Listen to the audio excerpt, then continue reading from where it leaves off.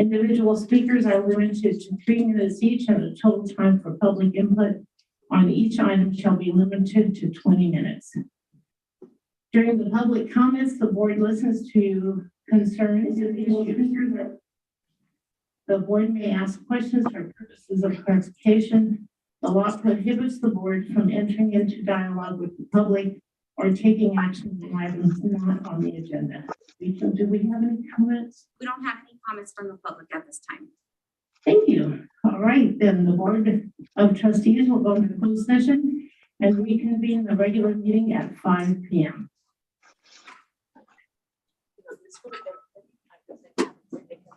That way, not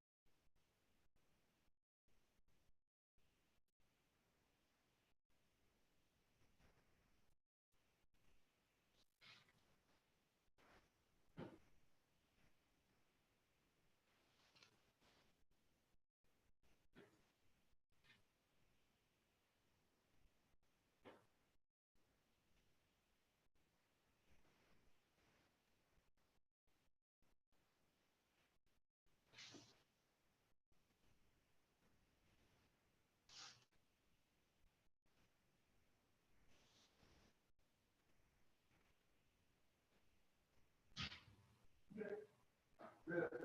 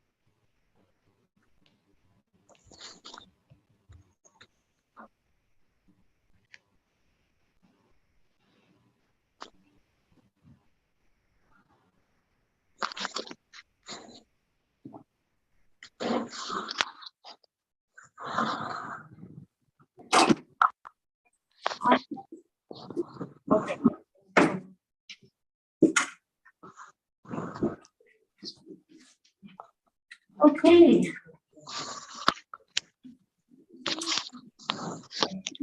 I'll wait for Gary to give me another thumbs up.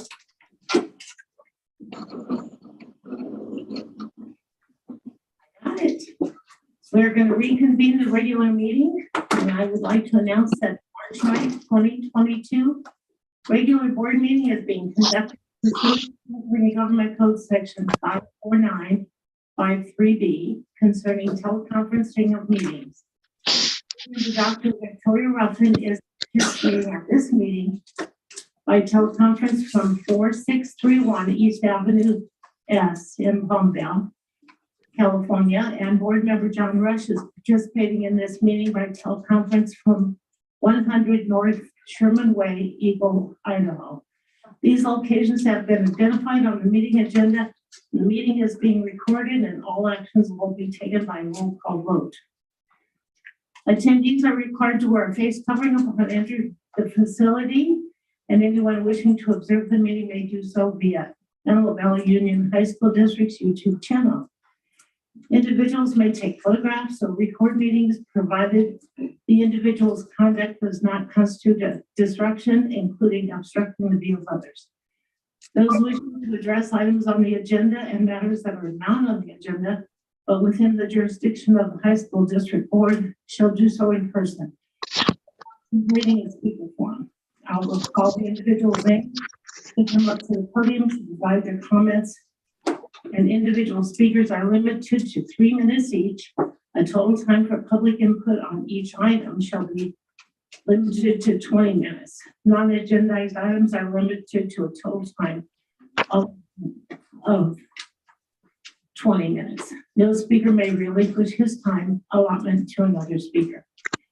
The district will expect the public to attend board meetings and to address the board concerning any item on the agenda or within the board's jurisdiction. The board does not prohibit public criticism of its policies, procedures, or programs, services, acts, or omissions.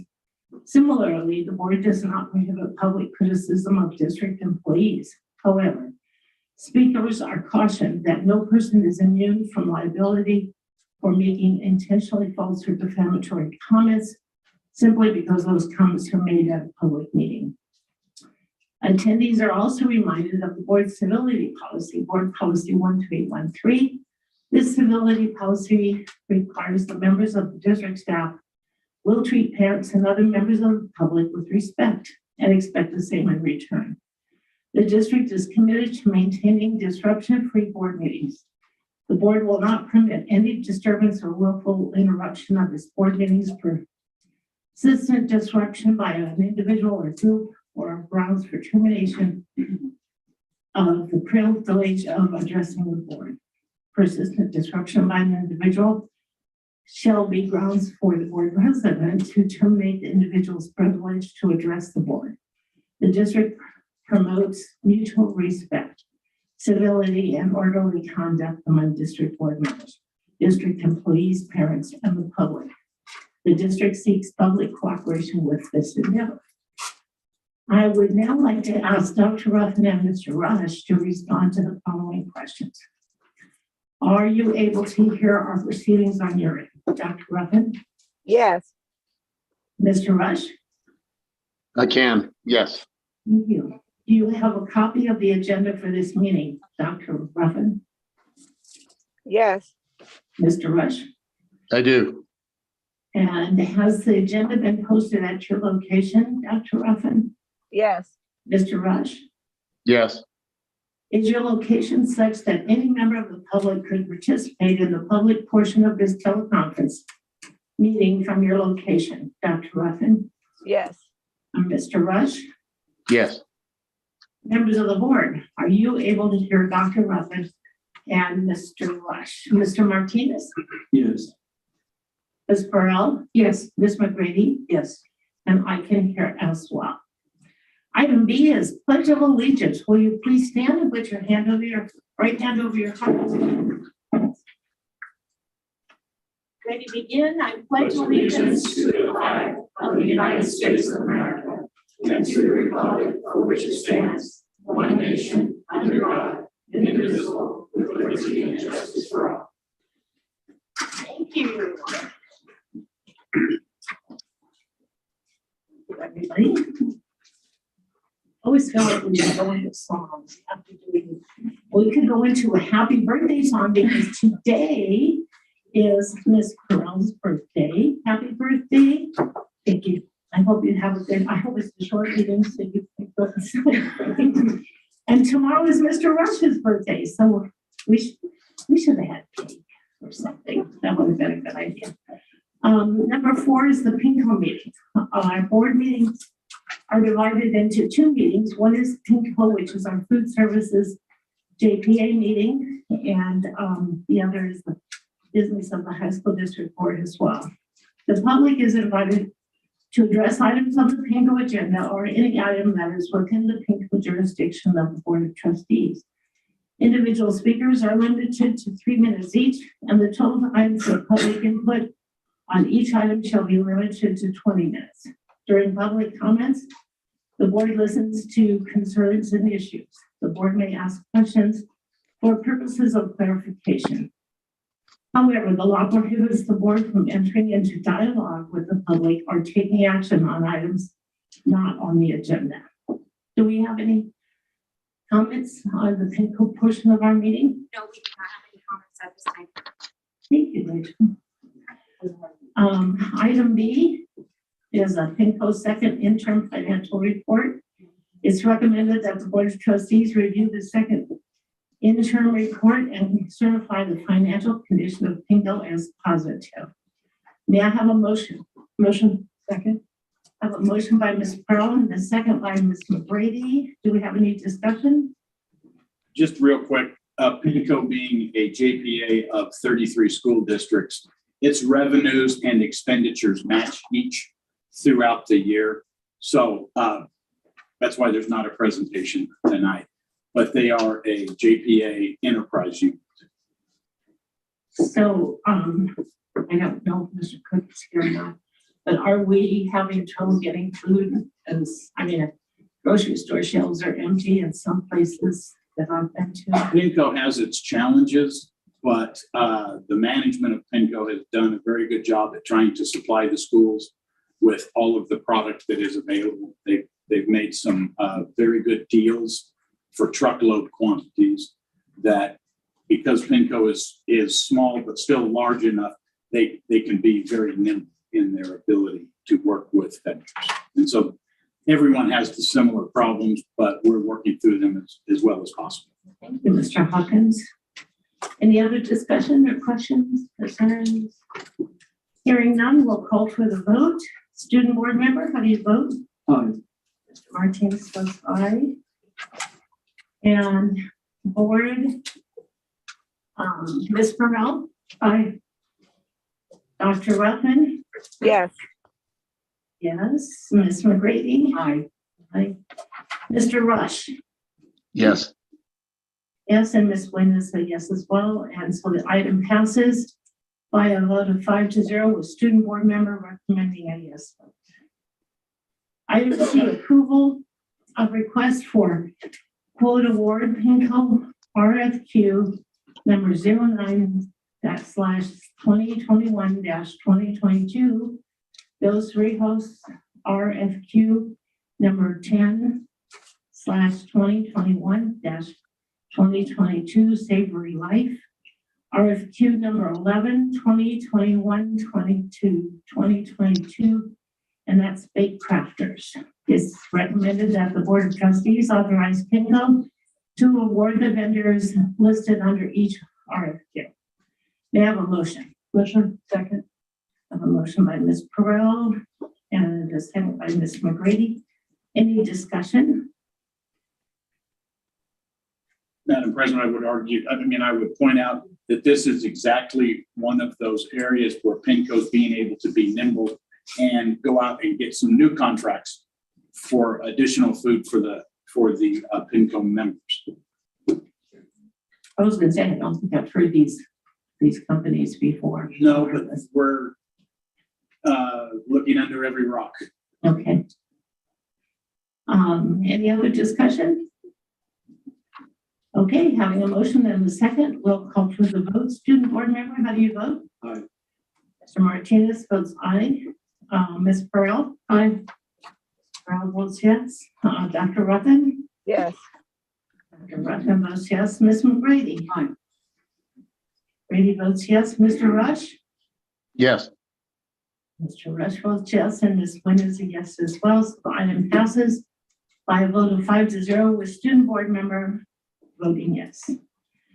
Pinco item D is Pinco 2022-23 USDA food schedule information. It's recommended that the Board of Trustees receive for information the Pinco 2022-2023 USDA food schedule for information only. I wanted to bring this to the, to the board's view of the vast amount that Pinco does with the USDA or brown box for its members. If you look at the sheet that we bring in, like for example, Don Lee beef, we bring in 42,000 pounds of beef that we then distribute. We bring in cheese at 40,000 pounds and distribute between all the members. And if you add all the members up, it's about $8 million in USDA that is split among all the members based on their lunch services. And that's about half of the total that Pinco does for all of its members. To just point out the benefit of being in Pinco as a member. I know this is kind of a question out of left field, but how many students do you think of the total 33 school districts feed? How many? The entitlement, the $8 million entitlement is based on the lunches that are served in the prior year. Oh, okay. And CDE used the 18-19 year for the formula, the upcoming school year. And that represented over 24 million lunches Wow. for that year. And they base that, it's that 24 million times 39 cents per every meal that the 33 districts claim. Oh, my goodness. Unfortunately, it's only lunch. We're lobbying for breakfast entitlement as well, but right now that's a big help. That's amazing. That's an amazing number of students. I'm glad that we're able to do that. I hope we can help them all. Okay, so that was for information only. There will be no vote required. Item E is purchase order schedule for Pinco. It's recommended that the Board of Trustees approve and authorize the purchases outlined on the attached schedule. May I have a motion? Motion. Second. A motion by Ms. Perrell and a second by Ms. McGrady. And is there any discussion? The room is quiet, no discussion. So having a motion and a second, we'll now take the vote. Student board member, how do you vote? Aye. Mr. Martinez votes aye. Ms. Perrell? Aye. Perrell votes aye. Dr. Ruffin? Yes.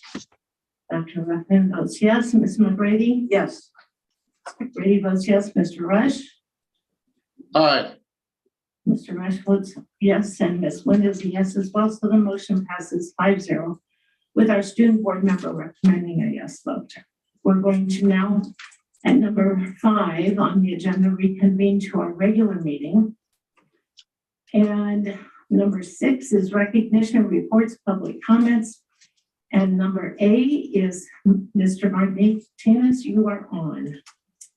Thank you.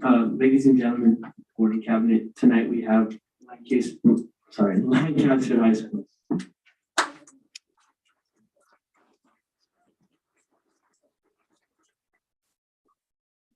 Good afternoon to the board and the cabinet. We are Lancaster High School ASB's Board of Control, and we are so excited to present all that our school has been doing. We would like to start off with some introductions. A portion of our team is not able to make it due to school activities, but the rest of our board is here and ready to present. Here with us, we have our VP of Activities, Irina Acevedo, our Treasurer, Catherine Belmonte, our Secretary, Caitlin Belmonte, and myself, Chelsea Marino, our historian. First off, every week we push out our school announcements called Eagle Vision, which includes important announcements, teacher staff spotlight, where we honor our teachers and staff for all that they do, club and sports, advertisements or information, and our Be Real student recognition, where we recognize students for being respectful, engaged, accountable, and a leader. Since our last board presentation, these are some of our very successful activities we've put together in the winter. We had a very successful Spirit Week that led to our winter ball dance. And we also had a very successful Candy Cane Graham fundraiser where students were able to make cards for friends, teachers, and staff as it showed appreciation towards them. We also had our very own ROTC March in the Lancaster Christmas Parade, as well as our Interact Club showing off their amazing float they've made. To continue on, February was packed with very inclusive and fun activities for students. On Valentine's Day, we had a fun dress-up day and our fun kiss booth. We also had a great turnout in avid wedding ceremonies where students got married to friends, teachers, and etc. for as long as they determined. And also, our amazing choir went into classrooms and sang to students and staff in honor of Valentine's Day. And on top of that, our robotics team was able to make 3D Valentine's custom keychains.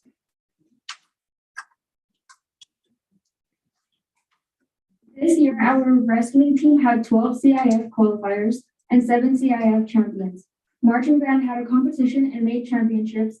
Mathletes placed first place out of the district at 2 competitions, and our esports varsity team made top 16 out of 245 teams in CIF. Our boys volleyball also held the students versus staff game, and our winter sports held their senior nights. As for our New Year celebration, we had a Spirit Week followed by a winter pep rally.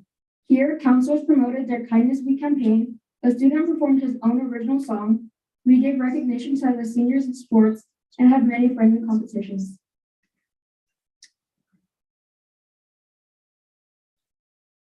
In honor of Black History Month, students made educational historical presentations that were featured on Eagle Vision.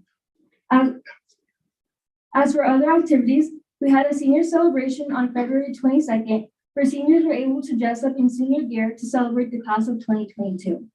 We also continued our Fun Fridays, where students were able to play games and listen to music during lunch. ASB also created a wishing well, where students were able to wish for anything, and ASB would try their hardest to make it happen. Our school is also doing a perfect attendance challenge, where students are able to win a free Chromebook if they get perfect attendance for the whole week.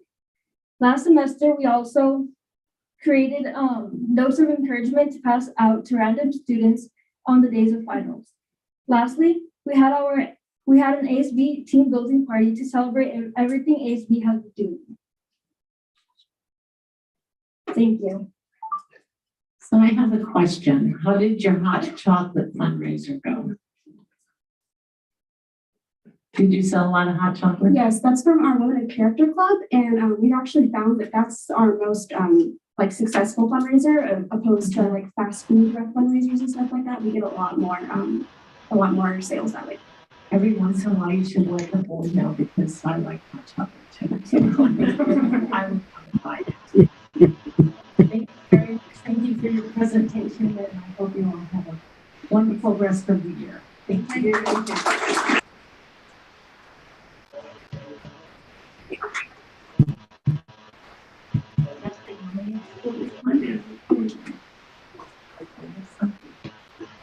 Okay, number B is Cobwell Flores Winters Inc. Foundation Scholarship Fund, which will be awarded to an Antelope Valley Union High School District 4 high school student. Mr. Meehan. Thank you. This evening from the Cobwell Flores and Winters Foundation Scholarship Fund, we have with us Ms. Barbara Renteria. Ms. Renteria, welcome. Thank you. Are we ready? I will turn it over to you. Great. Is our student available? Yes, the student is here. We're going to go down to the podium to meet her. Okay.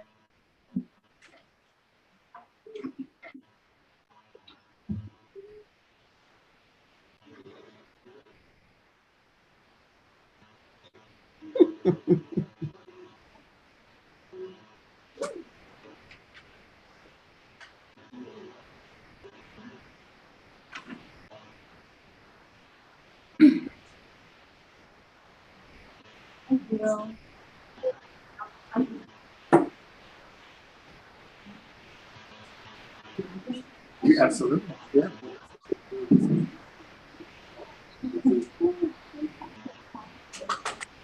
I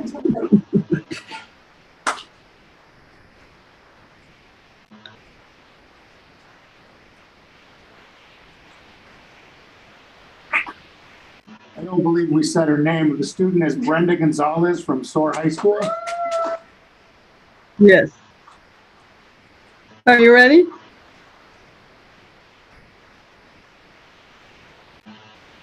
Am I supposed to be able to see you, or just go ahead and give my presentation? Yeah, go ahead and give your presentation, please. Thank you. Thank you. Good evening. Of course, I'm Barbara Renteria. I'm the CEO and trustee for the CFW Foundation. Every year we ask superintendents to nominate one graduating senior for our CFW scholarship. This year, we gave 19 scholarships to deserving students. I know there are several deserving students in your district, but this year your superintendent selected a very special person. She has persevered through a difficult life, but the wonderful thing is that she made something of herself and her life. She is strong and courageous. I cannot think of a better person to give this scholarship to. Brenda Gonzalez, please accept the CFW scholarship in the amount of $3,000 to the college of your choice. Congratulations.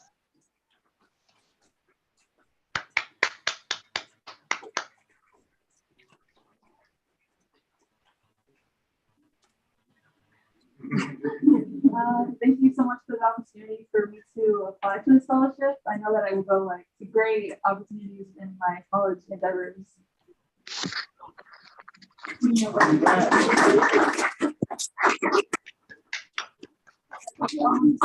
late March, so I'm hoping like somewhere like Fort Myers, which is in the East Coast, New York.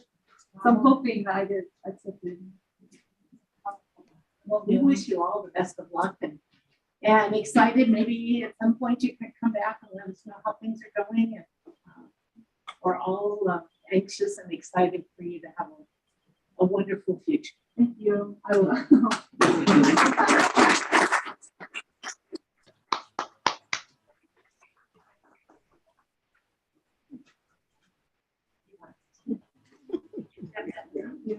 You have to shake everybody's hand. Congratulations. Thank you.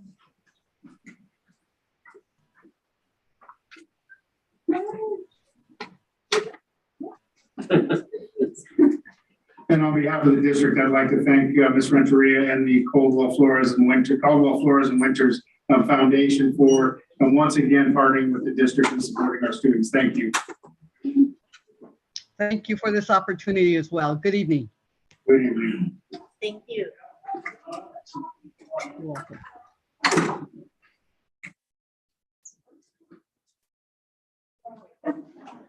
It's always exciting to do that and have a nice little break to encourage our students.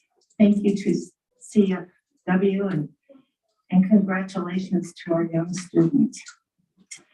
Board officer report is item C, and I have a short one. Our next meeting is Antelope Valley School Board Association meeting, March 29th, and it will be hosted by the Palmdale School District at Chaparral Prep Academy. I'm sorry, at Chaparral Prep Academy. And that will start at 6 o'clock. Item D is Antelope Valley School Transportation's report. Mr. Hawkins. Just a couple of items to note. They are working diligently with all 3 school districts for our late start for next year to try to coordinate that busing for all of the districts. I know they met with the superintendents on Monday, and we've had a couple of meetings with them. And then secondly, they are aggressively trying to get more drivers. They started with a class of 20, and I think they have about 14 or 15 still in the class, looking forward to them to be drivers very soon. Thank you.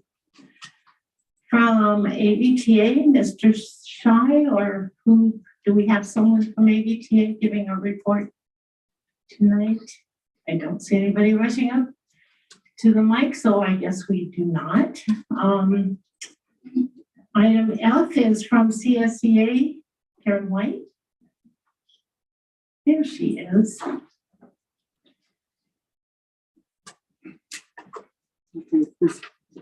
Better? Worse? Oh, very Get close. too close? There you go. I'll go back to the back of the room. So, good evening, everybody. Our board president, Ms. Williams, our board cabinet, our student board member, Mr. Gonzalez, our famous board cabinet over here, and Mr. Meehan, Mr. Furlow, and Ms. Roscoe. So I hope everybody is ready for the possibility of a little shower or two, maybe tomorrow. And if you're preparing for that weekend, you'll have a short 1 hour's worth of sleep that you won't be getting unless you can squeeze in a nap or two before we start to spring forward on Sunday.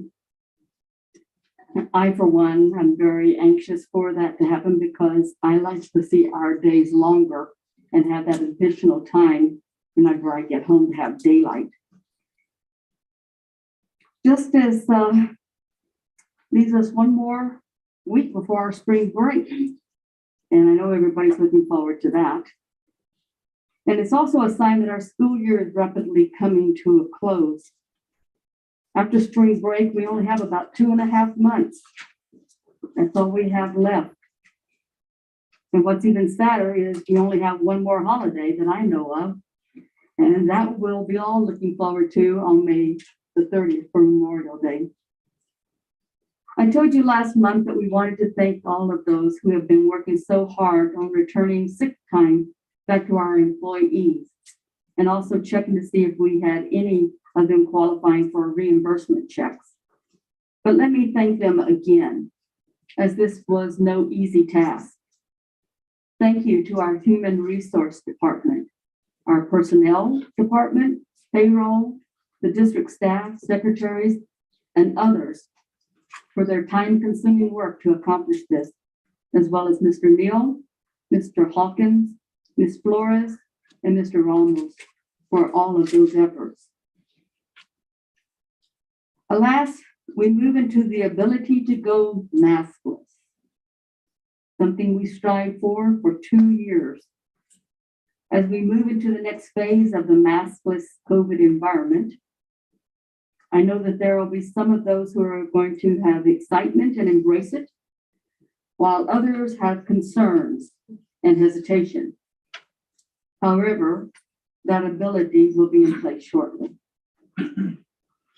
We all hope this is a good sign. And whether you decide to toss that mask or still embrace it, our wish is that everyone will continue to use safety measures that we've had in this past couple of years as we move forward with the new mandates. I'd like to express our appreciation once again to Lisa Potter, Trixie Flores, Mr. Hawkins, Mr. Ramos, and Mr. Neal in their efforts for our paras to attend the virtual para conference, which started yesterday. We're excited for our delegates, and we're looking forward to hearing from them and about their experiences after the conference is over.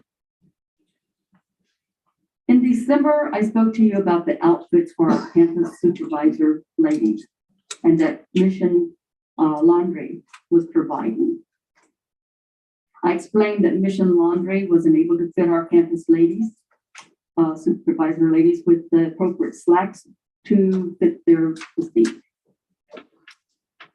The pants can be measured, I guess, adequately, altered too for our gentlemen. However, our ladies have difficulties with the clothing because they don't fit in the waist.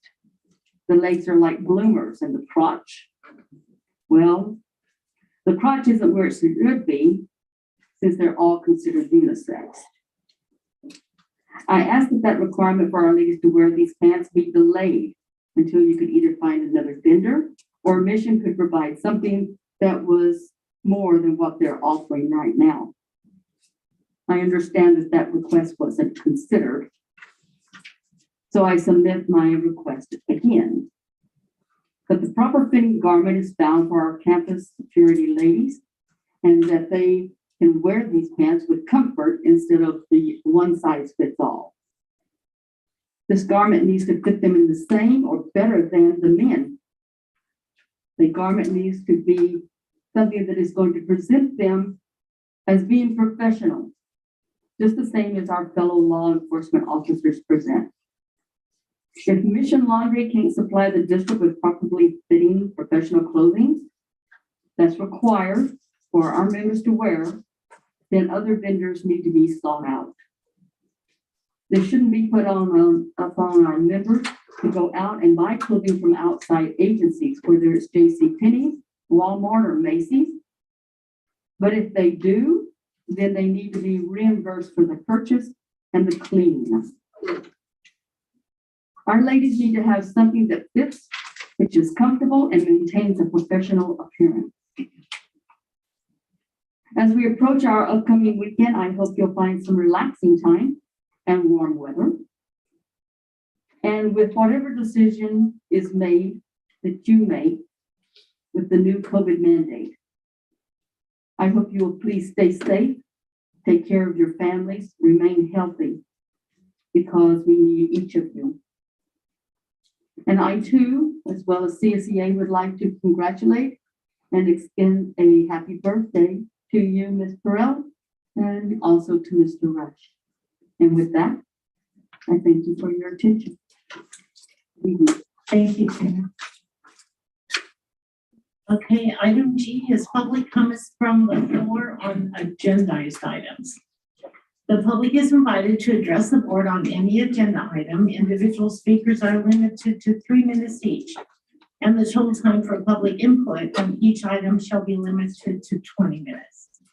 During public comments, the board listens to concerns and issues, and the board may ask questions for purposes of clarification. However, the law prohibits the board from entering into a dialogue with the public or taking action on items not on the agenda. Rachel, do we have anyone who would like to speak on agendized items? Yes, we have 2 speakers. First one, Miss Vivian, 9A. I'm sorry, which one? 9A.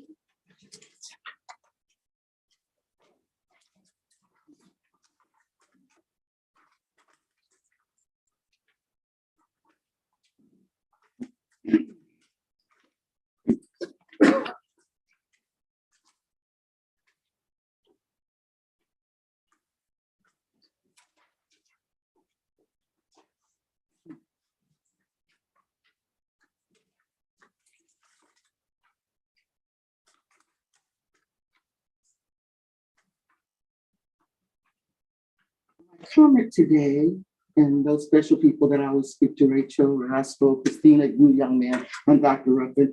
And I definitely have to come out and say something about you, Mr. Matthew Martinez. My time has already started. I'm just going to say you are one of the biggest persons on this team that has probably the biggest kahunas that can stand up for yourself. Last month, you stood up and talked about, you voted the way Dr. Ruffin voted for that I-Lead program. We got great schools out here in Antelope Valley, great teachers, secretaries, clerks, and everything. Trust me, we do. Like a lady named Lisa Sacco from Highland. But I'm going to say something to you why I'm proud of you from last month, the way you voted for her. You didn't vote like this. I promise you, if you vote like Dr. Ruffin about the things that need to be done in this district, you wouldn't even see me here. I had to learn the hard way. So you know what that's about. We'll talk about that later. So let me tell you how I had to learn the hard way. Listen to this. My name is Mr. John Coleman. I'm an SDC special ed class teacher at Rancho Elementary, California. I'm also a 8th grade basketball coach at Hillview, with both schools being part of the West Side District. I'm writing this letter of reference for Isaiah Banks to show the character and work ethic of his attitude, his character, work ethics, attitude, sportsmanship, personality. It was a privilege and honor to share over 2 years with Isaiah as his middle school basketball coach. Within those 2 years, Isaiah demonstrated positive, supportive attitudes and behavior towards his teammates, opponents, and myself, as well as embracing a leadership role within the teams and constantly setting him apart from others with a level of expectations, not only for himself, but for those around him. While I was unfortunate to be a part of his academic experience, I can say this young man was able to achieve, grow, and maintain a GPA and necessary to play sports within the school setting. This is a testament to his hard work ethics dedicated to education as well as basketball. I preach the concept that players in school were student athletes, with students' part always coming first. Isaiah truly embraced this ideology and made certain his grades and behaviors were exceptional in order to continue the success in the basketball court. Isaiah is an amazing, outgoing young man, kind, supportive, determined, motivated, helpful, caring, and focused. He has an ability to set goals for himself and identify what steps and necessary approaches are in order to achieve those goals. He is a faithful and driven leader, always able to motivate and encourage those around him. I suppose that lie ahead. I have no doubt that Isaiah will continue to carry this trait with him, no matter within his life, no matter the outlet or the ventures. These are qualities of a lifetime becoming extremely. In closing, he's an individual that left an impressionable life experience on me. At contrast to his life, from classroom to schoolyard, the basketball player, he presents a truly, he's very appreciated. I recommend completely endorsing his support for whatever he decides. Because he was not able to attend something like I-Lead, the diploma that he got ain't worth the paper that it's on. Kids have special needs of how they need to speak. So I'm saying that because this is why I'm at this district, because coaches did them really wrong. So vote for the program that you are voting for, that Dr. Ruffin is saying on these things. If she's voting yes, do the consent to agendas for A and B. Time. Thank you very much. Next speaker, Diana Padilla Garcia on 12A. I'm sorry, I want 12A. Thank you.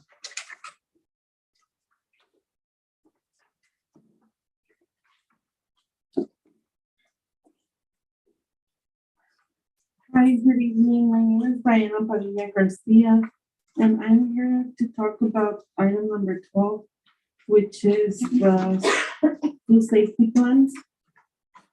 I was concerned when I was looking at this, and it talks about all the stuff that's going on in our high school. There's some wrong information.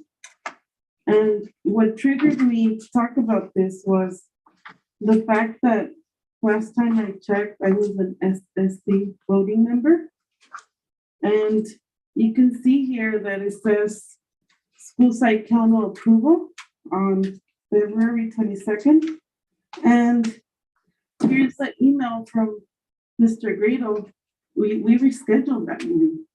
There was no meeting. So what's going on? You guys are signing paperwork. It's fraud. This is fraud. Okay, so like I said, I am an SSC voting member. That meeting where it supposedly was approved and it's signed by Mr. Grado was canceled. Here's the email. Okay, so we haven't had an SSC meeting since November 10th. So I don't understand how is it that you're gonna approve it tonight when we didn't have a chance to discuss it. We didn't get this, we didn't talk about it. It's supposed to be a yearly review document and we did not review it. So. Ms. Garcia, would you like to speak to somebody specifically about this?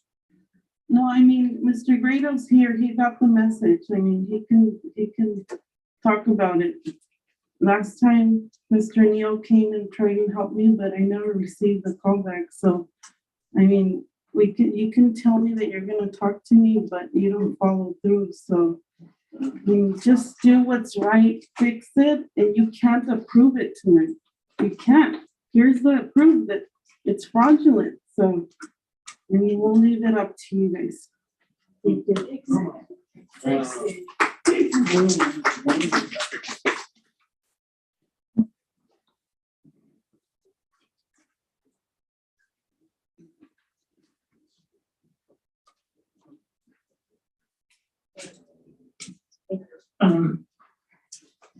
Number 8, I do have a question, Mr. Neal. I mean, Mr. Neal, that was the last ask it. So can we table that? Is there a timeline on that? Site safety plans? It's not an action item, Ms. Minute. It's just for your information. So we can look at, if there's some inconsistencies, I will definitely address that with the different individual principals. Okay. So we are scheduled It's just to vote on it information at this tonight point. anyway. Okay. Can you do, this is Dr. Rustin. Can you give a little bit more clarification on that? You're right. It's not an action item, but as the parent stated, it is listed under 12A and it's under approval for consent under the consent agenda. So we are voting on this, but as a part of a whole other group of things that we will be voting on as well. Thank you, Dr. Rogan. You're right. You are voting for the approval of the consent agenda items. This specific item, however, is just for information only. They're presented to you as information. These are the site safety plans for each individual school. And again, if there is a concern, I'll be happy to address that with the principals.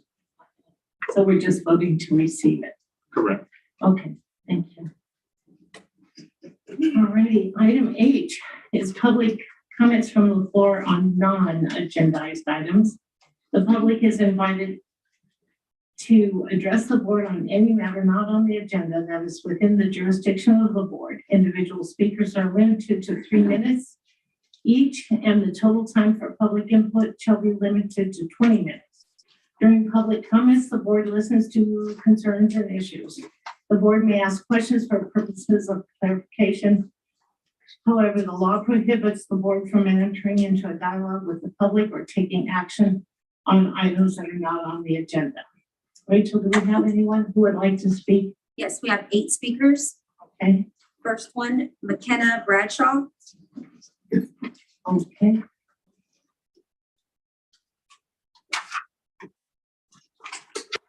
You can start whenever you're ready. Hello, my name is McKenna Bradshaw, and this evening I hope to give you a glimpse into what a light my Algebra 2 teacher, Ms. Hines, has been and continues to be at Highland and in my life over the past 4 months. I switched into Ms. Hines' first period on November 8th, 2021, from a first-year teacher's class, which I felt wasn't an ideal fit for my personal academic progression. Ms. Hines was exactly the person I needed. I was quickly met with her brutal honesty, but found comfort within her humor, commitment, and I knew that she was going to reciprocate the same effort I put forth every single day. She is always on top of things and is extremely qualified, teaching high school to college level since 2008, and came back to us this year after her 5-year break. I mean, I went from barely holding a C average in math to a high A in the past 4 months, as well as seeing astonishing improvements in my quiz and test scores, which I, and I'm sure many of my former math teachers would consider a miracle. Last year, I'd even have full-blown anxiety attacks before my math class, but now I can say I entered her classroom with nothing short of joy and enthusiasm for what challenge she is going to place in front of me. Ms. Hines has created unique systems to fit her students' needs, one of which being the use of Hines Bucks, an extrinsic motivator that has been effective in increasing participation in algebraic application within the classroom. Hines Bucks can be saved, used towards extra credit, a seat change, or toward her prize wall. She also adapts to students who are absent in the way most teachers don't. We have access to a Google Meet link at all times, as well as daily lectures and work material via Google Classroom, which has been especially helpful with all the COVID absences. She often also gives up her own time to tutor us at lunch and after school. I can tell you that no kid ever feels like they're doing math alone in her classroom. She creates an openness within the environment that allows us to form strong friendships, increase teamwork skills, and she sets an example that we aren't defined by our struggle, by showing that she's an amazing, selfless teacher, but she's still imperfect and flawed. Ms. Hines has shown me my worth, forces me to practice self-advocating, and shows her students that even those who struggle aren't lost. She's shown me that I'm not lost. We can and deserve to be success stories too. I won't deny that her class has been far from a breeze. It's caused me hours on end of tutoring, shedding rivers of tears, and self-discipline, but regardless, I wouldn't trade my chapter with her for the world. We need her and she needs us. We don't need another entitled teacher coming in whose job is to fill her shoes, because let me tell you, that's one impossible task. It bothers me that Ms. Hines has to face this situation right now. 30 seconds. I guarantee she'd be willing to adapt to anything thrown at her for our benefit.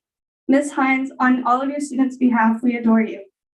Because you fought for our success, that's why I'd come here any day to pose a fight for you. Thank you for your time and for considering my experience. Thank you.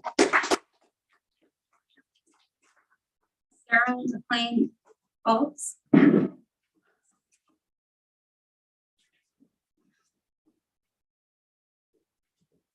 It's that teacher handwriting, it's Fowler. Oh, okay.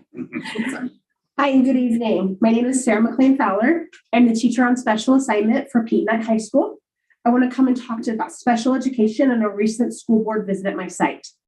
I was able to take one of our school board members to 7 classrooms last week. We visited classrooms that were not visited often: functional skills autism, special day class behavior, severe disabilities, and 4 other special day classes. I wanted to show our board members how our unique learning systems work for our students, and behavioral data is tracked on Review 360. I wanted to thank the cabinet and the board for approving the continuation of funding for these amazing programs and the curriculums for our moderate severe programs. It takes really special teachers to work with such unique students. They face obstacles daily that are not typical of traditional teaching. It is often an eye-opening experience as our students do not have situational awareness and often cognition. Every day is a new adventure when you are a moderate severe disabilities teacher. Special education has had a hard year. We are short in all areas: teachers, aides, related service providers. Every morning, my VP and I play who can fill in the blanks between short staffing, callouts, and lack of subs. Every day, our special education teachers press on, even when they are 2 to 3 aides short or have 35 kids on their caseloads to write IEPs for. I want to urge all of our board members and administrative cabinet to go visit that classroom that may not get too many visits. We have unique and amazing teachers, students all over the district that deserve attention, thanks, and respect for going above and beyond daily. Amanda and I were able to see high points of 7 classrooms that we visited, and I wanted to express my gratitude to her for taking the time to let me tour her around programming that I have a love for. I'm a former functional skills autism teacher. and for taking the time to learn more about what we are doing in our specialized programs. Thank you. Vivian?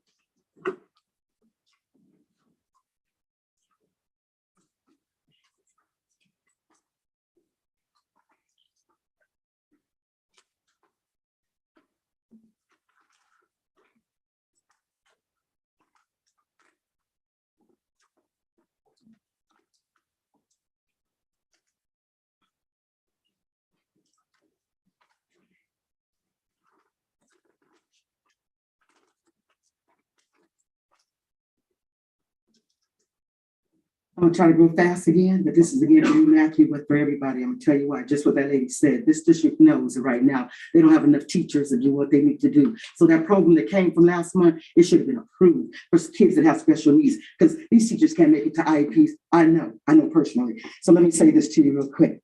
Notice of entry of judgment. Judgment was entered as stated below on 2/17/22. Court orders judgment entered on the plaintiff's claim from James Stockdale and from Anthony Hunt as follows. Defendant Vivian Estridge does not owe the plaintiff James Stockdale nor any money on the plaintiff's claim.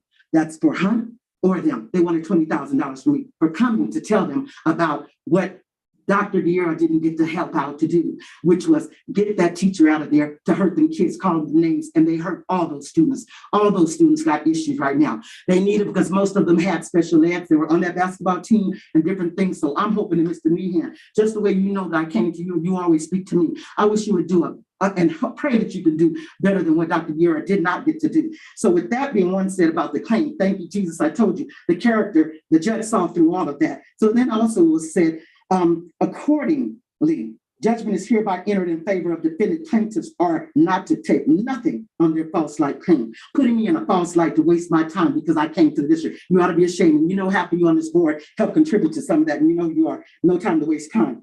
Let me go with one thing that I told you about that other person that was the president of the school board meeting or so, Mr. Dan Schott. I gave him credit for him saying that. Let me tell you what was found in the judge's eyes, because I'm going to tell you, I'm sure you guys got the same information as I do. The public controversy element for public figures is satisfied in this case by the polemic surrounding Coach Hines, who was the object of an independent investigation ordered by the Antelope Valley High School District. The polemic surrounding Coach Hines was the subject matter of the Panera restaurant meeting, which was attended by individuals who were in the thick of that controversy. By attending and arguably disrupting the Panera restaurant meeting, plaintiffs thrust themselves into the vortex of an imported Antelope Valley controversy. So because I didn't know who they were from Adam and Eve, they pop up at the meeting that we're trying to get things done because these kids have been through emotional abuse. So Mr. Greg Meehan again, I hope that you can say, maybe you should go back and help out or find out why Dr. Vieira wasn't able to try to get the help for these kids. I'm sure, and I know personally, there's a lot of kids that came to this district with other issues like this woman did, like she's doing, Miss Diana. They need help. Those kids that went to that team, they have been through hell and back. And I know that you know a certain one that has almost had to do many things almost to hurt himself. So I'm gonna say this to you, they are not the same no more. None of the kids on Coach DJ's Hines' watch are any doing better than they were before they met him. They are doing worse, and you all know it. And so please do something about the kids of this district. Most of you that are sitting here that do know the difference, you should do something because they need help, and they should have had help. Thank you. Can we have, that was number 3, right? Barbara Long?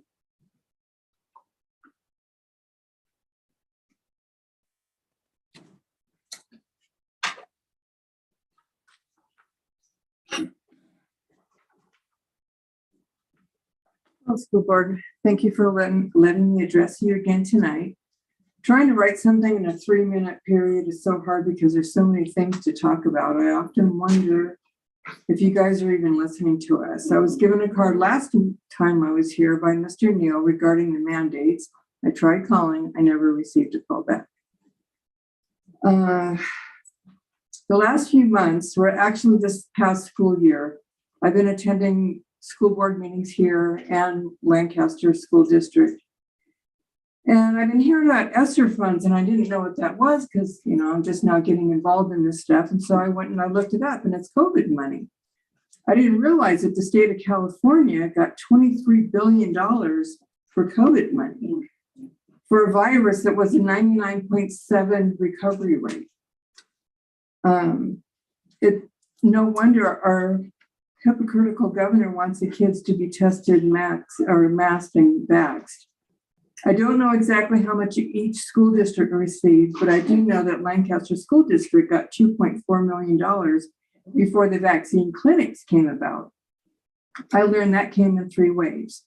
You guys played a part in this abuse. I'm fully aware that March 12th is the magic day that the masks come off on kids that should have never been masked. Masking these kids has caused so much emotional damage. They're falling behind. I know all kinds of teachers, and every one of them said that their students have fallen behind because they can't see facial expressions, they can't hear sounds of words, so on and so on. I know you guys have heard it all already. The Biden administration is currently trying to get more money for future COVID, so we know they're not done. I want to know what this school district is going to do to prevent our kids from having to go through any more of this stuff. It's abuse. And then next, from going to the school board meetings and talking to students and parents, I want to talk about the sex ed curriculum. I would like to know who I can talk to on this board to get my hands on the curriculum that you guys are using. I know that Lancaster School District gave me theirs, and I'm appalled. You know, some of you on this board I know are at least as old as I am, and I've had kids in school since 1975. And the stuff that's in these schools now, 30 seconds. It's pornography. It's porn. And you guys are approving it. I don't get it. So I'd like to get my hands on the curriculum if I could. And yeah, I don't know. We're just rising up. I own my part for not being involved sooner. I didn't even know you could come to school board meetings. I thought it was a PTA and that was it. So I'm awake now and doing what I can and raising up other people. I'm talking to other people. Thank you. Heather Hines. And just real quick, Pam, Miss Shannon Williams. Oh, I can help as well. Okay. Ms. Mayor, I can provide that curriculum for you. Okay. yeah. Do you have contact information? Okay. Do I call you again? I have your contact information. Yes. Okay.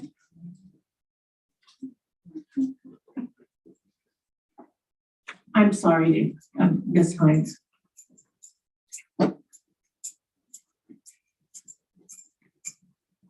Good evening. My name is Heather Hines, and I am a math instructor at Highland High School.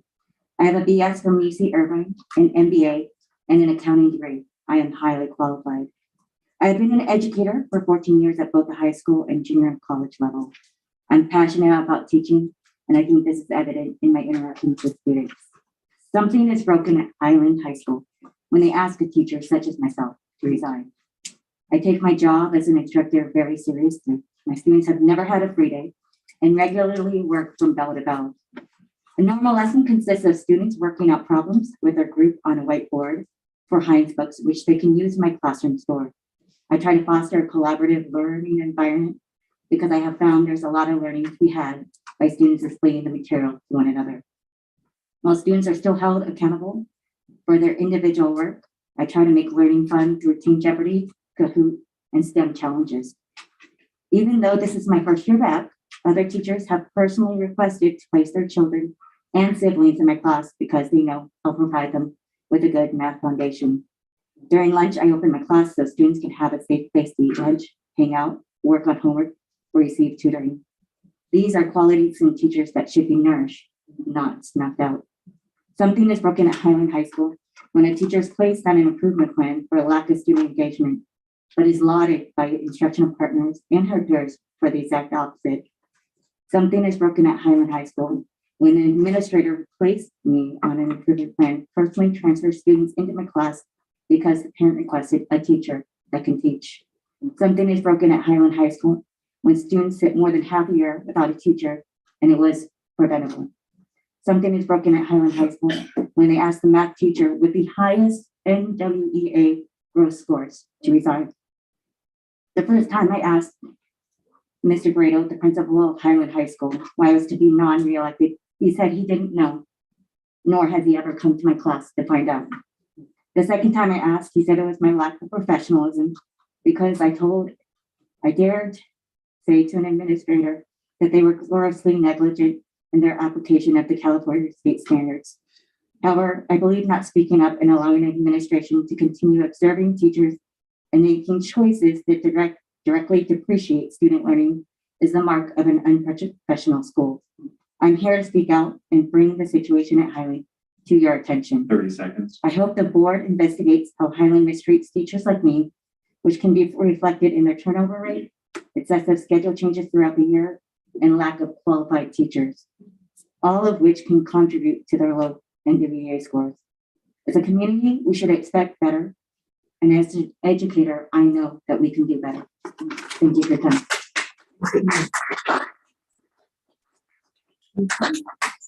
Diana Padilla Garcia.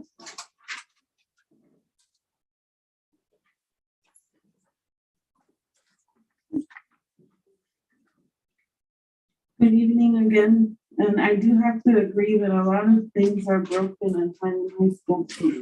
I am a parent of Highland High School, and I should remind you that I was escorted with the use of the Sheriff's Department for just coming in to ask questions.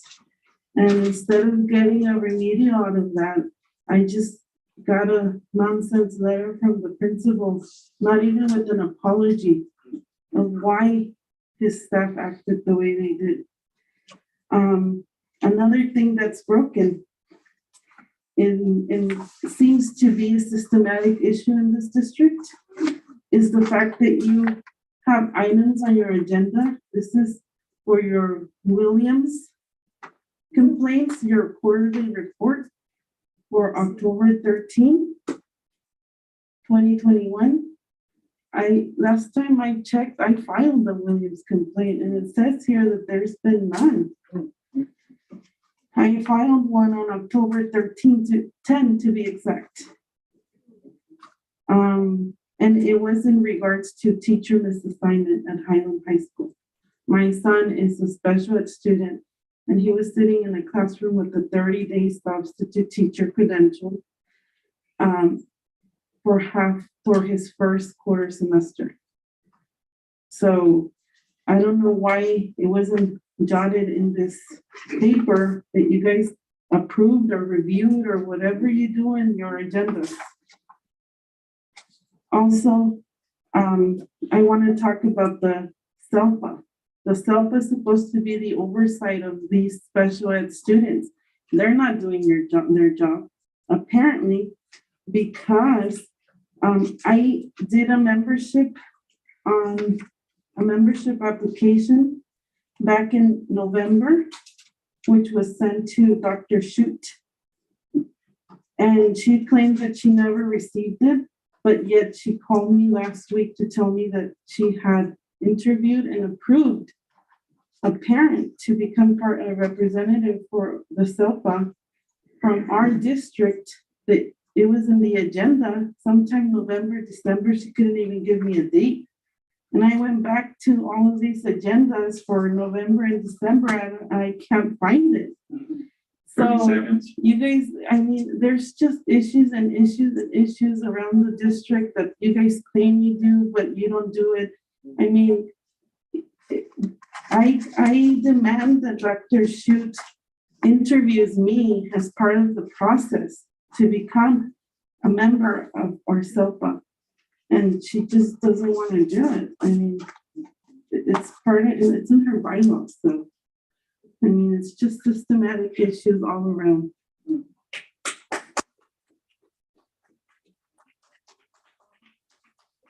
Before you get that, I'd like to get my copy from the county for this young lady that gives the fact that her report was given to Williams Act. I'll be right out.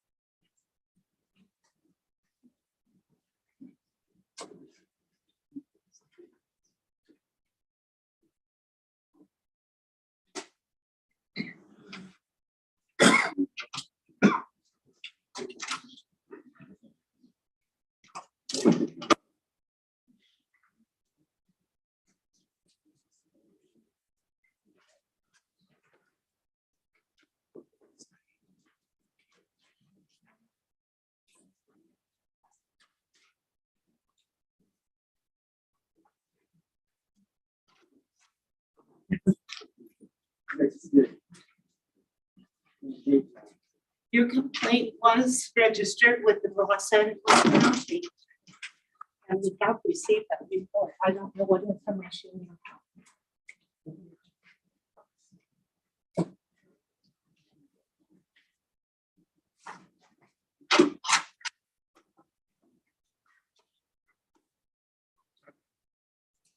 We have another speaker.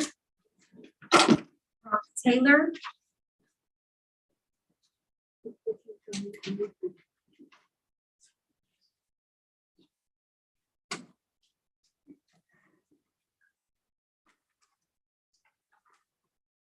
Hello. Whenever you're ready. Hello, members of the board, staff, and attending guests. My name is Brock Taylor. I came into high school nervous and scared for what was ahead, especially math. I was met with an amazing curriculum, positive environment, and within the first couple of weeks, I was filled with knowledge and understanding of subjects that I was frightful of, and I quickly overcame that fear with the help of Mrs. Hines. And saying that, I would like to say that letting go of Mrs. Hines would be one of the biggest mistakes possible. Ms. Hines is the absolute best math teacher for me, for my peers, and I. I can't imagine my high school experience without her. Ms. Hines' class is always the highlight of my day and my favorite class. She makes learning both fun and understandable, and she constantly puts in the extra effort in everything she does. For example, I personally witnessed Ms. Hines tutoring students after hours when she could be home like other staff members.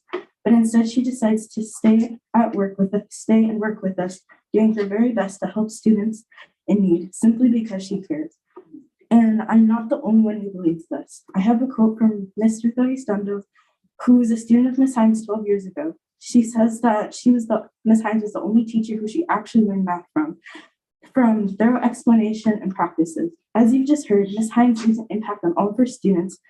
And I have friends and students and one of my siblings begging counselors to switch classes because they simply just aren't learning anything.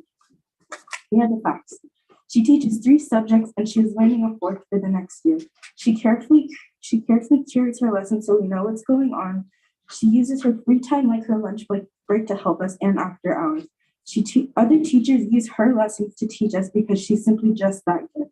No other math teacher can compare to her efforts. And she was doing high school math, and she was doing high-level math such as calculus at age 16. Letting go of her would be a great mistake. And Ms. Hines, I would like to say it's been an honor learning from you this year. Thank you. Thank you.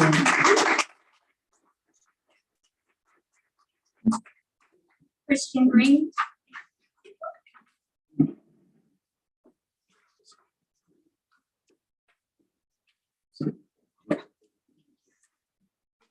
Good evening, everyone. I'm Christian Green, campaign coordinator for Council of the Contract, Antelope Valley, as well as an educator at Antelope Valley College in sociology, ethnic relations, former Antelope Valley High School graduate as well.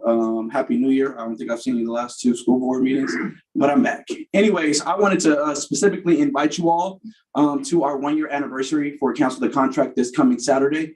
To learn more about Council of the Contract, I know we have had many engagements over the last year, and I would love for you all to see what we have done with the work, with our Freedom Art Squad, with all the different statistics and facts. We always talk about facts and research, and we have given you multitude of research and stats for the last year, and yet there has been a little bit of effort, but not enough. And so I just want to urge you all to come out on this coming Saturday. It is from 5 to 7 in Palmdale. You have the flyer in front of you. And to those that are all in the room on today, there is another event that is happening on March 15th. I would love for you all to be there as well. It is an open invitation. It is all about educating the community and letting people know what's going on. And so this one is called Where Does the Money Reside? Looking at where you guys have been spending the money.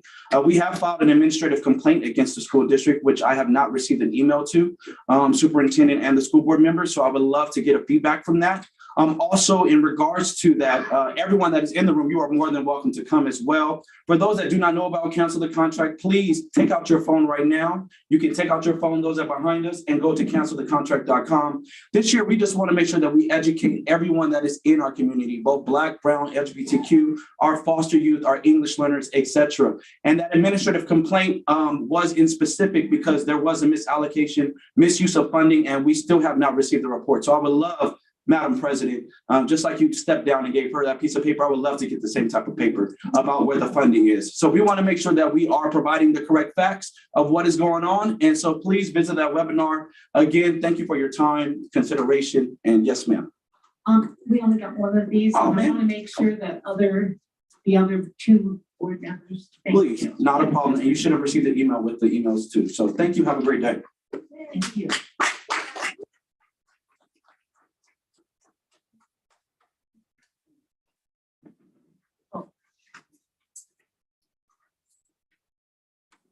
Do you, is he still here?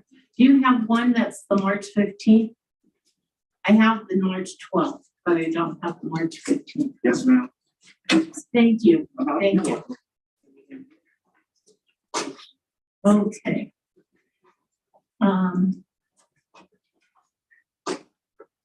I'm sorry, Rachel, was that the last Our speaker? speakers this evening. Oh, thank you. Okay. Item 7 is educational services action item. Educational services review of curriculum guide, concert orchestra first read. Do we have any discussion? Hearing none, we'll move on to item B, which is educational services review of curriculum guide explorations and construction, which is also a first read. Have any discussion on that? I'm very happy to see that we're offering that. We're going to offer that. It does sound exciting. Item 8 is business services action item. And item 8A is a presentation, second interim financial report 2021-22 from Mr. Hawkins.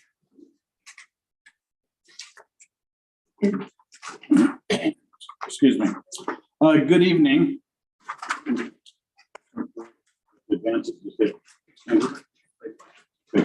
Thank you. Good evening. I'm here to present the second interim report for the district. In brief, the budget life cycle. We are at the second interim report. We will be back at the June meeting to provide the estimated actuals for this year, but more importantly, we'll be looking at the July 1 budget for next fiscal year. What is important here is the district has once again certified our second interim report as positive. So after we provide the report to the board, then the second interim goes to LA County Office of Ed for their review of our financials. And then it goes further on up to the California Department of Ed for their review as well. So this is the first review, then the LA County Office of Ed will review it again as well to verify our positive certification. When we look at our funding, we have the LCFF funding. And if we look at the profile, you can see that we receive a base grant to operate the day-to-day operations. It provides for the basic needs of all students. We then receive, this year, we project to receive about $44 million in targeted or in LCAP dollars that are directed to support our unduplicated students. And then we receive about $1.9 million, which is about 1/5 of the total cost for transportation. If we look at our multi-year revenues, we look at our revenues over the course of this year plus the next 2 future years. You can see that the impact that the COVID dollars have had on our budget with quite a large increase, and they'll hold throughout the next couple of years. I believe September 2024 is when the current federal guidelines require that COVID money be spent. So we are working towards those goals. If we look at our 2021, our current year expenditures, we break it down into our unrestricted, which is the base grant, and then our restricted, which is programmatic, like Title I, CTE, COVID dollars, things like that. And this is kind of how we spend our, it's not kind of, it's how we spend our dollars. We currently, as you can see, spend in the unrestricted portion about 79% of our total dollars on salaries and benefits for our staff, 4% on supplies, about 16% on services, and then a catch-all other for about 1%. Now that changes when we look at our restricted programs, because those are heavier into services and supplies. So we only spend about 64% on salaries there. When we look at our total general fund, this is our restricted and unrestricted accounts. I like to break it down by looking at this to where we see where our certificated salaries are, classified employee benefits, books and supplies, services and other operating costs, capital outlay, and then some small amount of interfund transfers. We're looking at, for this fiscal year, our expenditures will be about a little over $373 million in our budget for our school district. Our expenditures have certainly increased due to the extra federal state COVID funding that we've received. If we look at our unrestricted fund balance, that would be where we project to end this current year. We're looking at having an unassigned balance of about $18,274,000. A fair amount of that is going to be some carryover from our COVID funding, as well as when we look at our economic uncertainties, we do have to hold our 3% minimum reserves, and that is about $11,280. 11 million, I'm sorry. Oops. Not shifting now. All right, so now when we look at our multi-year budget projections, our projections are expected to change. So our projections are based on today, our assumptions here. And we kind of make projections using our best estimate of information today of where many of our fiscal factors will be in 3 years from now. So it is scientific dartboard to the extent that we take all of the information we have and try to project it out for expenditures for the next 3 years.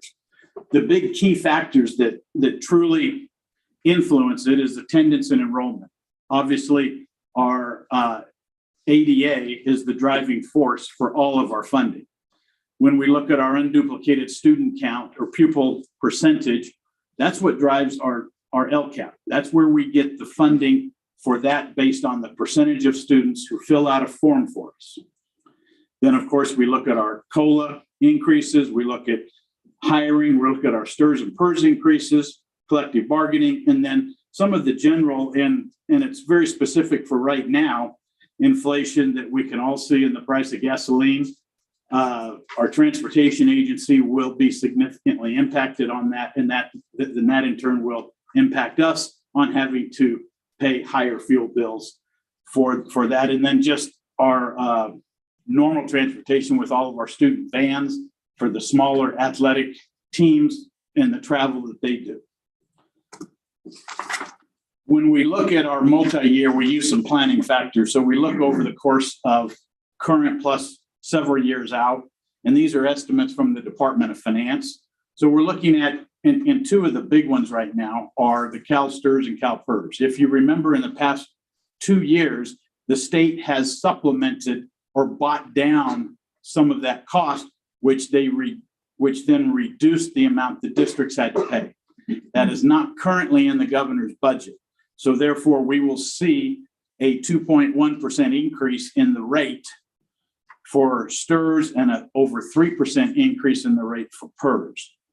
Just looking at our general fund only, unrestricted. That's our base grant. So we're not looking at our restricted programs such as special ed, Title I, the LCAP. The cost increase is about $1.7 million for STIRS and about $875,000 for PERS. So that comes up to a little over $2.6 million will be an increase for us next year should the governor's budget not change. One of the things that drives all of our funding is our ADA percentage. That means the student who shows up to class or to school every day, or what I call butts and seats, but it's the students showing up every day. And the daily rate at which our students are attending school has been on the decline, especially this year. In-person attendance has declined, whether it's quarantining students. We're required to tell students that if a student that sat next to them had to go home, that developed COVID, we had to send them home. Initially for 10 days, then they changed it to 5, and then they are required to do short-term independent study. Or if you have students that have an uneasy feeling of being on campus, which I can understand as well. So what happens is when we get into this independent study, we get unsigned short-term or long-term master agreements because the parents have to get involved. If you're out for 5 days, a lot of times it's difficult for us to get all of those forms filled up. But most importantly is we get credit if the student brings their homework back the day they return. If they don't bring it back, then the way the ed code reads, we don't get credit for any of the work they did. And that has become a problem for us in seeing that our ADA is decreasing this year. Now, so for example, if we look at our ADA, we were at 19,675. Right now, our preliminary estimate is that we will be at about 18,945. It's about 730 students less on a per day average basis. That equates out to a little over or very close to about $9 million that we would be projecting to not receive next year. There is some anticipated legislation that may change that in the governor's budget in a trailer bill that may allow us to do a 3-year average. None of that is there today. So we're working off the assumption that it doesn't exist until it does. We do receive our funding based on the higher of the prior year or the current year. So if we return to normal school, and I'm not sure what normal is anymore, and we get our attendance back up, we would get the higher next year of between this year's or next year's, whichever is higher. Even if we do an average and it's still higher, we would get that as well. One of the issues we're also looking at is our unduplicated student count. That has to do with our LCAP funding or our targeted funding. And we're down about 5 percentage points. We used to get almost 82%, no, 82%, and we're down into the 77, 78%. And what that used to relate to was the free and reduced lunch applications. Well, since we went to a free lunch for all, it's been difficult to get some families to fill these forms out. So we're hoping the state looks at an alternate method to calculate this number because it has decreased for us. And if it holds and the state doesn't do anything in the governor's budget or through the legislature, we could see an upwards of a $4 million decrease in our LCAP funding for next year. If we look at our general fund and then we look at the MYP, this is looking at the crystal ball, so to speak, and looking out. As you can see, we will have the cost of STIRS, PERS, and in the Department of Finance's forecasted COLAs are factored into this. We expect to receive additional COVID funding, which as we spend it, we earn it. From that perspective, we will be spending down our COVID dollars this year and next. But if you look, if nothing changes, and it all will, The third year, we will be reduced to just covering our reserve with our 3%. Now, it will change, and I'm not trying to scare you into anything, but that is today's, as of right now, reality. And until and unless other things change, and I do expect several legislative actions to change some of these, whether it be the ADA, whether we get into the unduplicated student count or some other things. But as of today, none of that has occurred, so I can't forecast for it.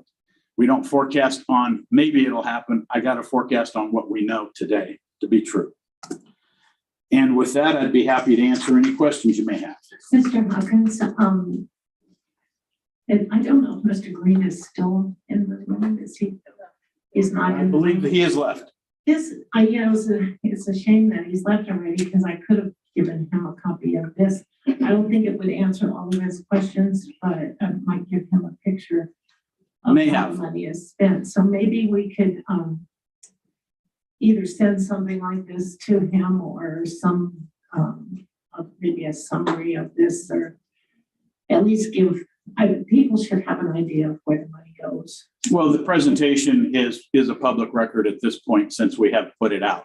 So we could send it to him, or he could certainly request a copy at any time. Okay, thank you. Anybody else have any other questions? Thank you very much.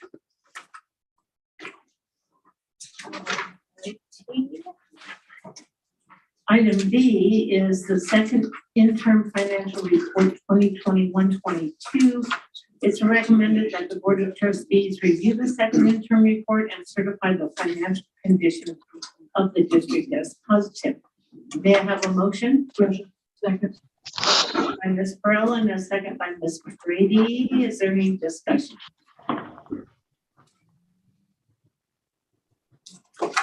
Hearing none, we will call for the vote. Board member, Mr. Martinez, how do you vote? Aye. Ms. Burrell? Aye. Dr. Ruffin? No. Ms. McGrady? Yes. Mr. Rush? Yes. And Ms. Lynn is a yes, and the motion passes by a vote of 4-1 with the student board member voting yes. Item C, authorization to award contracts for site work Palmdale High School, bid number 1221-22. It's recommended that the Board of Trustees authorize the award of contract for site work Palmdale High School to the lowest responsive and responsible bidder, and further authorize Assistant Superintendent Brian Hawkins to execute contract documents on behalf of the district. May I have a motion? Motion. Second. I have a motion by Ms. Burrell and a second by Ms. McGrady. Any discussion? Hearing none, we'll call for the vote. Student board member, how do you vote? Aye. Ms. Burrell? How do you vote? Dr. Ruffin? Yes. Ms. McGrady? Aye. Mr. Rush? Yes. And Ms. Wynn is a yes as well, so the motion passes 5-0 with the student board member recommending a yes vote.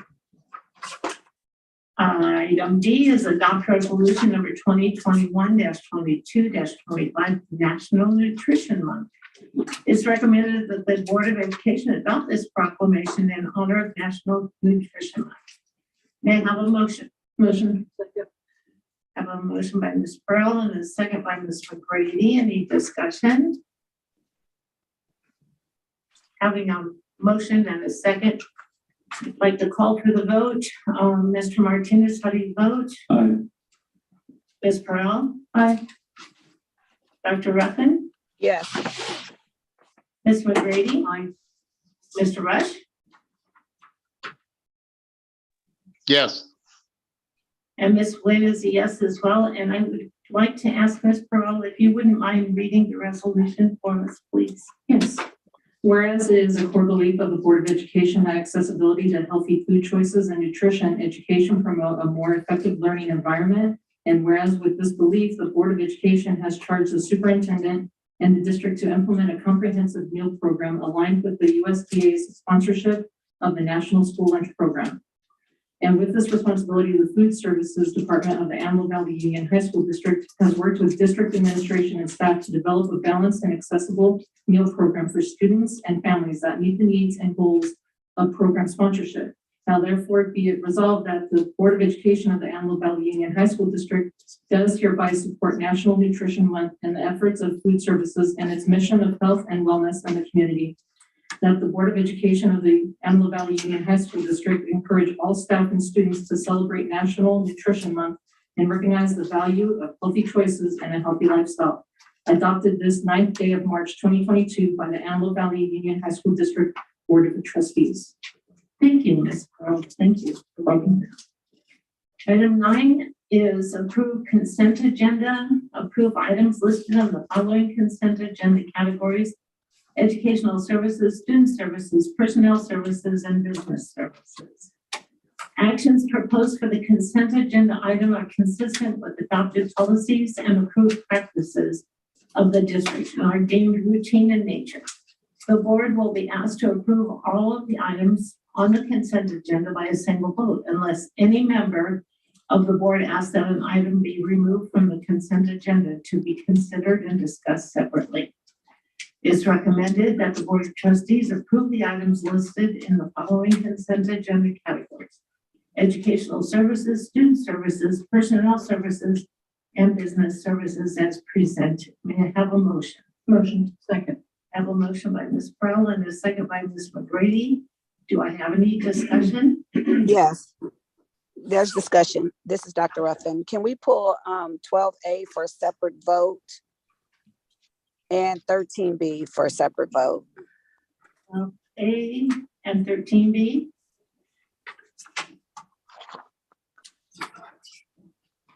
And I'd like to just pull 13A for discussion only. But you wanted a separate vote on 12A and 13B, is that correct? Yes. Okay. Since 13A is just discussion, I'll go first. 13A is business services donations. Just want to once again thank people who make donations to help our students. They're very much appreciated, and I want to make sure that those individuals know that. So the procedure is to vote on everything except. Okay, and then we'll take those. Okay, so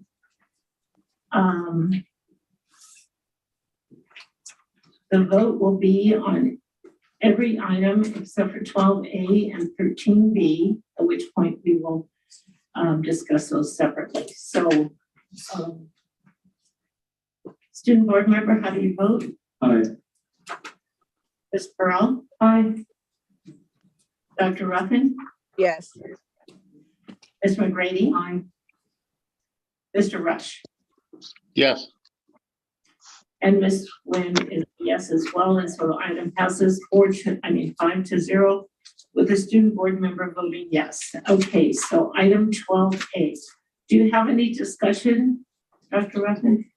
I just wanted to make a mention of the parent bringing to our attention that she felt that what was presented to the board was not all of the documents pertaining to the school site council and the annotation. So I want to vote separate for this because I would like to receive this item with the corrections as stated by the parent for the record. I'm sorry, I should have called for a motion and a second before discussion. I'm sorry, that was my mistake. So let's back up just a step. They have a motion to vote on 12A and motions. Second, thank you. I have a motion by Ms. Pearl and a second by Ms. McGrady. So do you have any other discussion you had? If that was your discussion on 12A? Yes, that was my discussion. Okay. And anybody else on 12A? Just for clarification one more time, this is just simply that we're voting that we've received this information. This is not a vote that were, I would explain to me one more time. That is correct. This is for information only. It's brought to you for your perusal on that.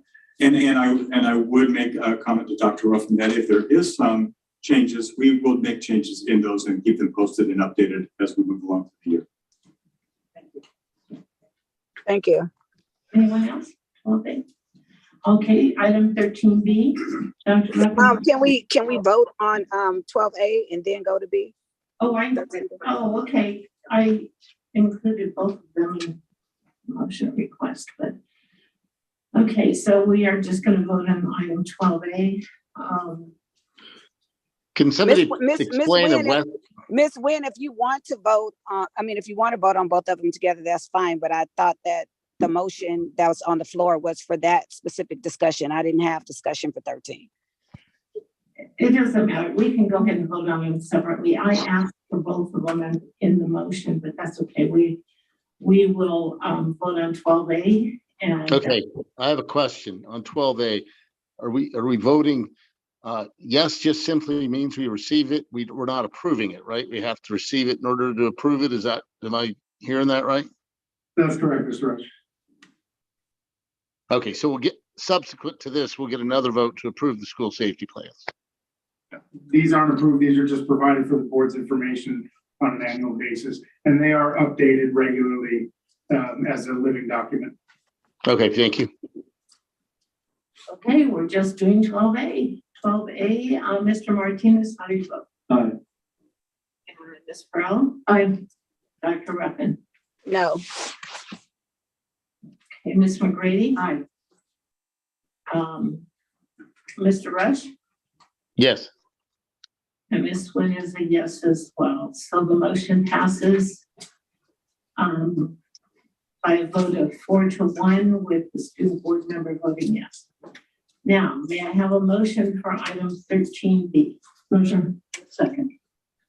Motion by Ms. Burrell and a second by Ms. McGrady. Any discussion?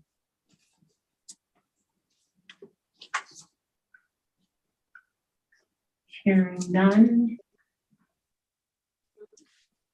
Call for the vote. Mr. Martinez? Aye. Ms. Burrell? Aye. Dr. Ruffin? No. Ms. McGrady? Yes. Mr. Rush? Yes. Ms. Quinn is a yes as well, and so the motion passes by a vote of 4-1 with student board member voting yes. Okay. Okay.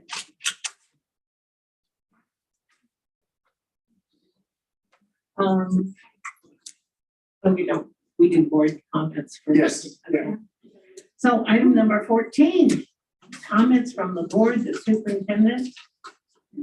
Let's start off with Ms. Corral. It's her birthday. So I did go to Knight High School. Back before COVID, I spoke to Mr. Stanford when I went to AV High School that I wanted to see the SBC setting, and I never had the opportunity to do so. So when I met with our TSA, Sarah Fowler, she invited me to see what we approved, to see everything in action. So I wanted to give thanks to all the teachers I've actually seen. It's not just teachers, but other individuals as well. So this is just a list. In room 303, function, skill, autism, Katie Riddle. Room 319, Brandon Willoughby. Special day class behavior, room 323. Special day class academic, Grant Drake. Room 152, pre-vote campus to community, Josh Arietta. Room 150, SBC, Marsha Furman. And I want to mention that she is LTS and is doing the job of a teacher. I also had the opportunity to see unique learning in all the levels of Luda High, and I also got to review 360's Red Plan. I also learned about the youth employment, and also campus to community, which I actually really enjoyed seeing campus to community, which was really neat to see that. I was made aware of that. And I also went to room 328 is RSP. I met Jessica Aguilar and Sue Maurice, which are both RSP teachers, which there was no students in there at that moment, but just getting to know them individually was really great. And also I want to give thanks to all the teachers, staff, administrators for doing all the hard work that you've been doing throughout the beginning of the school year. And I will be making more rounds to see other areas. So I do thank everyone for all the hard work that you put in. Thank you. Dr. Ruffin? Yes, happy Women's History Month to all the women out there doing everything that you do to be fabulous, to make our world go around. You are appreciated. I want to give a special shout out to Highland High School. I had a visit with them 2 weeks ago, and this was in regards to the African American family meeting that they had. Thank you to the parents for letting me know that this event was going on, and I hear that we're supposed to have a few others at different high schools. I'm excited about that as well. This is an opportunity for communication and parents having an opportunity to engage with staff in regards to their students and their students' well-being. I can't remember the teacher's name, but he's over the choir. The choir did an amazing job coming out. I do want to say that there's several parents from many schools who've been reaching out to me regarding various things. I'm going to send over that information to our superintendent, hopefully by tomorrow with the parents' permission. But a lot of the complaints that are coming out are in regards to them not being given the adequate way to file a uniform complaint, which is very similar to what a parent came out and spoke about. Numerous parents talked about today as well. I do want to give another special shout out for our special education students. As you all know, our special education students are general education students with supports. I've had a chance to speak with a lot of parents about the variations of the ways in which they feel like special education supports are being implemented. And personally, I'm experiencing that too with having a relative who attends the school and watching how that process undergoes. The concerns are very similar, that each school has a different approach and method to the ways in which they resolve issues. These were some of the things that the NLSLA, the Neighborhood Legal Services of Los Angeles County, was looking into, and I had an opportunity to go on 2 separate school visits with them and our staff, Mr. Nehan, about a month and a half ago or 2. And we looked at Highland High School, we looked at Knight High School, various classes, and we also looked at Desert Winds. We have some amazing administrators, we have amazing teachers, and we still need to improve the ways in which we're communicating with parents so that they can feel resolved. I want to give a special acknowledgement to our student Brenda Gonzalez on her scholarship and her hard work and keeping, her head in the game, especially considering she spent 2 years in the pandemic. And I also want to give a special shout out to our entire senior class of 2022. I am sure you all are looking forward, and your teachers, to this being your last spring break coming up in the next week. And lastly, I'm wishing everybody else stay safe and well. Thank you, Dr. Ruffin. Ms. McGrady. Certainly. First, I'd just like to say happy birthday to Ms. Burrell, Mr. Rush. Another day older. No.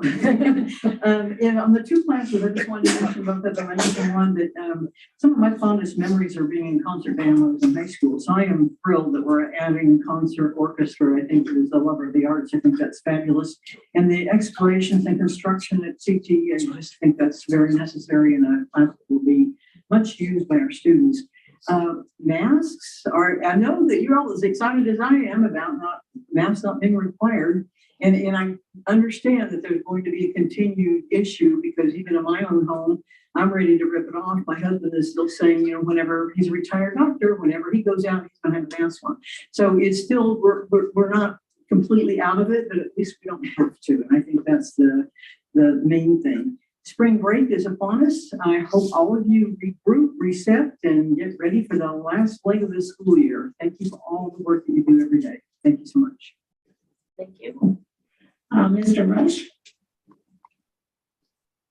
Thanks to Knight High School, or Lancaster, for their presentation tonight. And that's about it. Have a great spring break, and we'll see you when we get back. Thank you. Mr. Martinez, I kind of jumped over you, sorry. Just thanking Lancaster for their amazing presentation. It's always interesting to learn about what similarities between the schools because I can definitely see them. I just want to thank. Thank you, Mr. Needham. No comments this evening. I just have a quick comment. In my previous time on the board, I used to explain to people how much I enjoyed watching the miracles that perform in education. And now that I'm back on the board, I have to say I enjoy it just as much, if not more. Our teachers, our staff do an amazing job to make sure that our students get a solid foundation, educational foundation. And I can't tell you how much I appreciate that. I hope everyone has a wonderful spring break, and we will see you in April, maybe at the new building. I'm not sure if I was supposed to even say that. Anyway, so I'm going to read out closed session. So the board members present was myself, Jill McGrady, Amanda Pearl, John Rush, who was attending the meeting virtually, and board member absent was Dr. Ruffin. Item A was conference with labor negotiator government code section 54957.6, and the board took no action. Item B, public employee discipline, dismissal, release, reassignment, non-reelect. During closed session, the board considered a public employee dismissal, release, reassignment, and non-reelect. And by a vote of 4-0, the board took action to accept the resignation of a certificated employee. Do I need to read out each person who voted before? Okay. Item C, public employee discipline, release, government code section 54957. Consideration of resolution number 2021-22-23, non-reelect certificated employees. During closed session, the board considered resolution 2021-22-23, non-reelect certificated employees, and the board took no action. Item D, public employee discipline and release, government code section 54957, consideration of resolution 2021-22-24, release and reassignment of administrator. During closed session, the board considered resolution number 2021-22-24, possible release and reassignment of administrator, and by a vote of 4-0, the board took action to accept the resolution to provide notice of release and reassignment of administrator. Item E is administrative hearing panel, which is voted on out here. May I please have a motion to approve administrative hearing panel recommendations for student expulsions and to order as presented the expulsion of 6 students. May I have a motion? Motion. Motion by Ms. Pearl and a second by Ms. McGrady. Any discussion? Having a motion and a second. Ms. Pearl. Sorry, Miss Wynn, sorry, I had a discussion right quick. This is Dr. Ruffin. I'm sorry about that. There was a parent at the Highland High School who specifically asked about getting the records of the expulsions and suspensions of the school. And I would just like for Mr. Nehan, for the record to be able to share what that is. I know parents have a right to do a public records request, but what is that process for this individual to get that data? Because it was specifically asked of me. Is this for a particular student that this is the parent of, or is this for someone? No, this is just the data from our district. I think the last 2 to 3 years of the number of students expelled and suspended in our district. And I think they wanted it disaggregated by ethnicities and gender. So we can provide that as a public record request and disaggregated as we maintain them as records. Thank you. Okay, we are voting on the administrative hearing panel recommendations for 6 students. And we have a motion and a second. Ms. Burrell, how do you vote? Dr. Ruffin, how do you vote? No.